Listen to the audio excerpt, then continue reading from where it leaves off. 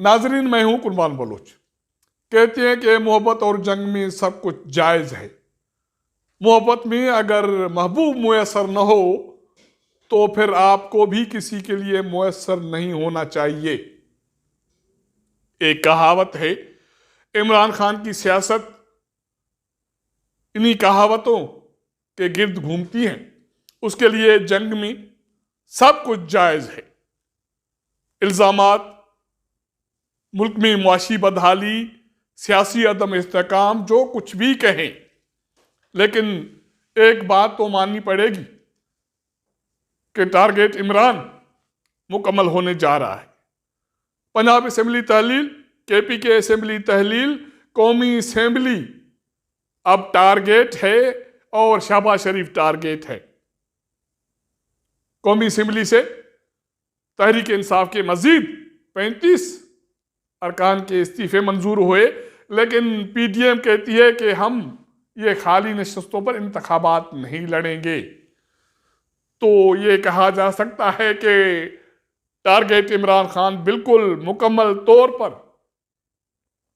मुकम्मल हो गया और अब मासवाए कौमी इंतखाबात की और कोई चारा नहीं है।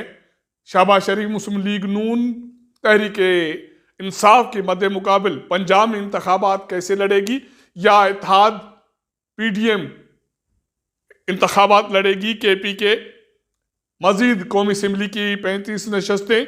तो ये नशस्तें बनती हैं तकरीबन 350 से तकरीबन 450। अभी भी कौमी असेंबली में 70 पीटीआई के अराकीन मौजूद हैं। इस सूरत में भी शहबाज शरीफ को डर है कि उनके खिलाफ अदम इत्मीनान की तहरीक आएगी। कौमी असेंबली में पीडीएम की तरफ से या साबिक सदर आसिफ अली जरदारी की तरफ से जो सरमायाकारी की गई थी राजा रियाज की शक्ल में या नूर आलम की शक्ल में, अब वो सरमायाकारी भी जाया होने जा रही है। तो मैं समझता हूं कि इमरान खान ने बारी बारी जो सियासी खेल खेला उसमें उन्होंने अपने टारगेट अचीव किए हैं। चाहते हुए न चाहते हुए पंजाब असेंबली तहलील हो गई। परवेज इलाही को दाना डालने की कोशिश की गई, पीटीआई के अराकीन को दाना डालने की कोशिश की गई। उसके बावजूद परवेज इलाही ने एतमाद का वोट लिया और इस तरह उसके बाद उन्होंने असेंबली तहलील कर दी और असेंबली तहलील हो गई। अब वहां निगरान हुकूमत के क़याम के हवाले से मुशावरत हो रही है। मुस्लिम लीग नून, उनके सदर मियां शहबाज शरीफ ने सर पकड़ लिया है। अब वो लाहौर में महसूर हैं, यहाँ इस्लामाबाद से चले गए हैं, क्योंकि पंजाब सियासी हवाले से एक बड़ा महाज है। नून लीग को पता है, पीटीआई को पता है, काफ लीग को पता है। अब उसके अलावा एक तो यह है कि पीटीआई, दूसरी बात यह है कि परवेज इलाही काफ लीग को पीटीआई में जिम करने जा रहे हैं। उसके बाद ना सिर्फ पंजाब में पीटीआई होगी, काफ लीग का वोट भी उसके साथ इकट्ठे हो जाएगा। तो फिर मुकाबला होगा नई पीटीआई का और शहबाज शरीफ का। और शहबाज शरीफ के लिए मुश्किल ये है कि एक तो उसके पास वज़ारत उज़्मा का कलमदान है, यहाँ इस्लामाबाद के मामला संभालने हैं, और दूसरी बात ये कही जा रही थी कि नए इंतखाबात के हवाले से या आने वाले इंतखाबात के हवाले से मुस्लिम लीग को नून को कांधा देंगे उनके कायद मियां नवाज शरीफ। लेकिन फिलहाल मियां नवाज शरीफ के वापसी के कोई आसार नहीं है। मरियम नवाज भी अभी आने की बातें तो कर रही है, लेकिन फिलहाल कोई बाज़ाब्ता तौर पर प्रोग्राम या शेड्यूल नहीं है। तो सारा बोझ सियासत का पंजाब के हवाले से, मरकज़ के हवाले से शहबाज शरीफ के कांधों पर है, और शहबाज शरीफ सख्त परेशान और हैरान हैं कि अब करना क्या है। पंजाब में निगरान हुकूमत के क़याम के हवाले से उन्होंने पार्लियामानी पार्टी में मुशावरत की। उसके बाद साबिक़ सदर आसिफ अली ज़रदारी को, मौलाना फजल रहमान को और चौधरी शुजात को एतमाद में लिया। अब ये निगरान हुकूमत तो जैसे तैसे बन नहीं जाएगी, लेकिन बात यह है कि पीडीएम वाले या नून लीग वाले मुकाबला कैसे करेंगे अगर आम इंतखाबात नहीं होते। क्योंकि पंजाब असेंबली की 371वीं से तकरीबन 325 या 300 के करीब जनरल नशिस्तें हैं। इसी तरह केपी के असेंबली तहलील होने के बाद वहां भी इंतखाबात होने हैं। अब 35 नशिस्तें ये कौमी असेंबली की खाली हो गई हैं। ये इसलिए की गई कि 2 रोज पहले पंजाब का टारगेट हासिल करने के बाद और केपीके का टारगेट गो हेड देने के बाद इमरान खान ने पत्ता ये खेला था कि उन्होंने कौमी असेंबली में वापसी का ऐलान किया। शहबाज शरीफ के लिए परेशानी हो गई और ना सिर्फ परेशानी ये थी कि उसके खिलाफ अदम इत्मीनाद की तहरीक आएगी और दूसरी परेशानी ये थी कि जो सरमाएकारी की गई थी कौमी असेंबली में तहरीक इंसाफ के 25 अरकान को तोड़कर, जिसमें से राजा रियाज को अपोजिशन लीडर बनाया गया और नूर आलम बने पीएसी के चेयरमैन।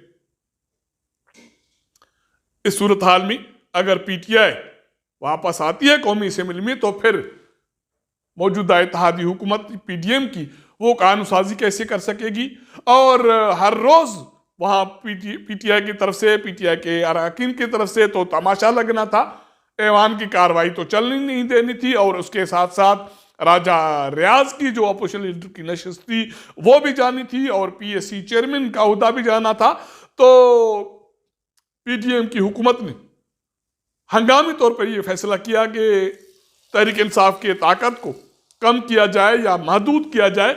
इसकी रोशनी में फैसला ये हुआ कि पार्टी के मजीद 35 अरकान की इस्तीफाएं मंजूर हो गई। उनमें से साबिक स्पीकर असद कैसर शामिल हैं और वजीर खारजा शाह कुरैशी शामिल हैं, बाकी अहम वज़रा शामिल हैं, फवाद चौधरी शामिल है, XYZ जो भी है। अब उसके बावजूद कौमी असेंबली में पीटीआई के 70 के करीब मजीद अरकान मौजूद हैं। अगर स्पीकर राजा परवेज अशरफ उनके इस्तीफे मंजूर नहीं करता, वो वापस आ जाते हैं, तो उसके बावजूद भी राजा रियाज का ओहदा भी जाएगा, पीएससी चेयरमैन का ओहदा भी जाएगा। और अगर 20% ऑफ कौमी असेंबली या किसी के ऐवान के जो अरकान अगर चाहें तो कायदे ऐवान के खिलाफ अदम इत्मीनाद की तहरीक भी पेश कर सकेंगे। तो इस तरह अगर 70 रुकन मौजूद होंगे तहरीक इंसाफ के तो शहबाज शरीफ के खिलाफ तो फिर भी अदम इत्मीनाद की तहरीक आ जाएगी। लेकिन इस सारे अमल में जो बड़ा ऐलान हुआ है, भागने का ऐलान है मेरे ख्याल में, और वाज़े ऐलान है और वाज़े मैसेज है, वो पीडीएम के चेयरमैन मौलाना फजल रहमान ने किया है। जैसे ही स्पीकर ने तहरीक इंसाफ के 35 अरकान के इस्तीफे मंजूर किए और इलेक्शन कमीशन ऑफ पाकिस्तान ने उन्हें डीनोटिफाई किया, तो मौलाना फजल रहमान का ये ऐलान आ गया कि इन खाली शुदा नशिस्तों पर पीडीएम इंतखाबात नहीं लड़ेगी। भाई क्यों? इसका जवाब फिलहाल मौलाना फजल रहमान के पास नहीं है। तो इसके हवाले से इस्लामाबाद में ये बातें हो रही हैं कि इसका वाज़े मतलब है कि पीडीएम ने, इत्तेहादी हुकूमत ने यह फैसला किया है कि अब मुसीबत से एक ही दफा जान छुड़ानी है। कौन पंजाब असेंबली के इंतखाबात लड़ेगा, फिर केपी के असेंबली के इंतखाबात लड़ेगा। शहबाज बेचारा जो जिसके पास मुस्लिम लीग नून का सारा बोझ है, वो भागे तो भागेगा कहाँ? वो इस्लामाबाद को संभाले, पंजाब के इंतखाबात संभाले। नवाज शरीफ बाहर बैठे हैं, मरियम नवाज बाहर बैठी है, हमजा शहबाज बाहर बैठे। और यही सूरत हाल मौलाना फजल रहमान की है कि पाकिस्तान पीपुल्स पार्टी जिसको आसरा था कि नया इत्तेहाद बनेगा और जुनूबी पंजाब के जो इलेक्टेबल्स हैं वो पाकिस्तान पीपुल्स पार्टी में शामिल होंगे, अभी तक वो भी नहीं हुआ।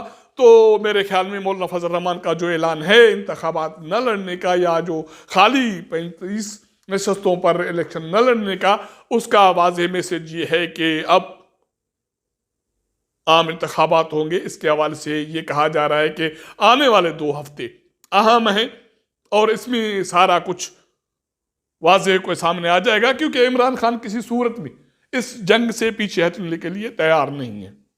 अब उसको शिकस्त इस सूरत में दी जा सकती है जैसे कराची में या हैदराबाद में बलदियाती इंतखाबात मैनेज किए गए, और इसी तरह पंजाब में और KPK में आने वाले इंतखाबात मैनेज किए जाएं और कौमी असम्बली की जो नशस्तें खाली होने जा रही हैं वो मैनेज की जाएं या आम इंतखाबात कराए जाएं, तो टारगेट को डिफ्यूज किया जा सकता है। लेकिन फिलहाल जो मैसेज सामने है वो ये है कि इमरान खान तेजी से बड़ी ताकत से आगे बढ़ रही हैं। PDM इत्तेहाद डिफेंसिव पोजीशन में है। PDM के चेयरमैन ऐलान कर चुके कि PTI के 35 खाली शुदा नशस्तों पर इत्तेहाद इंतखाबात नहीं लड़ेगी, तो इसका वाज़ेह मतलब ये आ गया कि नए इंतखाबात आवे। अगर नए इंतखाबात आएंगे मौजूदा हालात में, जिसमें ये एक तासुर सियासी पैदा हो गया है कि इमरान खान ने अपने टारगेट हासिल किए, ताकत के बलबूते पे हासिल किए। PDM इत्तेहाद वो डिफेंसिव पोजीशन में रही, उसने पंजाब में लूज किया, KPK में लूज किया, अब यहाँ कौमी असम्बली से भी अगर भाग रही है तो फिर आने वाले इंतखाबात जो नताइज सामने आएंगे उसका अंदाजा इससे लगाया जा सकता है कि एक मरतबा फिर सख्त मुकाबला होगा इमरान खान बमुकाबला PDM और इत्तेहादी सियासी जमात। इस तरह सूरत हाल दिलचस्प मरहले में दाखिल हो गई है। अब आगे आगे देखिए होता है क्या। अगर हमारा ये व्लॉग आपको पसंद आए तो अपने दोस्तों के साथ ज़रूर शेयर कीजिएगा, अपना फीडबैक दीजिएगा। आपके साथ मुलाकात करेंगे अगले प्रोग्राम में, तब तक इजाज़त दीजिएगा। अल्लाह हाफिज़।